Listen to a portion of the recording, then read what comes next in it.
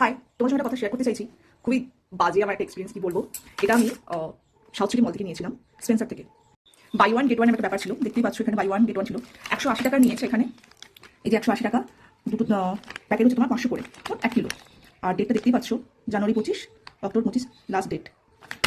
বাজে বলতে আমি যখন কিনি, এই দেখো, দেখতে পাচ্ছ আমি ইচ্ছে করে কিন্তু পোকাটা ঢুকাইনি। এই হচ্ছে এই কন্ডিশন। আর ভেতরে তো আরও পোকা রয়েছে, দেখো এই যে পোকা, দেখতে পাচ্ছ, এই যে আর পোকা, এই যে যে ক্যামেরাটা ঠিক আসছে না, তো এটা নিশ্চয়ই দেখা যাচ্ছে, এটা তো মিথ্যে নয়। পোকা তো ঠিক আছে, মেনে নিলাম যে পোকা, কিন্তু এত বিটকুটে বাজে গন্ধ, ভাই রে ভাই, পুরো বমি পেয়ে যাবে। আমি যা প্যাকেটটা খুলেছি, পুরো জাস্ট বাক করার মতন গন্ধ।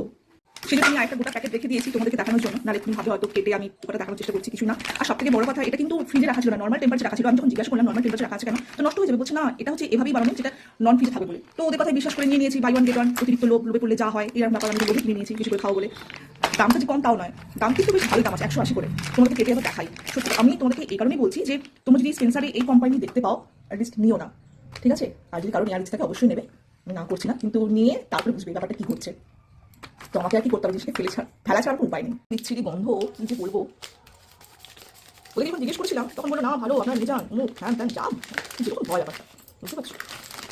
আমি এটা তো ফ্রিজে রাখা ছিল, আমি ফ্রিজ থেকে বার করেছিলাম, ফ্রিজে রাখা ছিল, জমে আছে, ওটা ফ্রিজ থেকে বাইরে রাখা ছিল বলতেই নরম হয়ে গেছে। আমি বলবো, যদি আপনারা কিনতে চান কোনো অসুবিধা নেই, কিন্তু কেনার পর করতে হবে, ঠিক আছে? কেনার পর করতে হবে, এই হচ্ছে অবস্থা। এই হচ্ছে পুকুর। Tata, bye bye. সব মাছে খাবে এবার।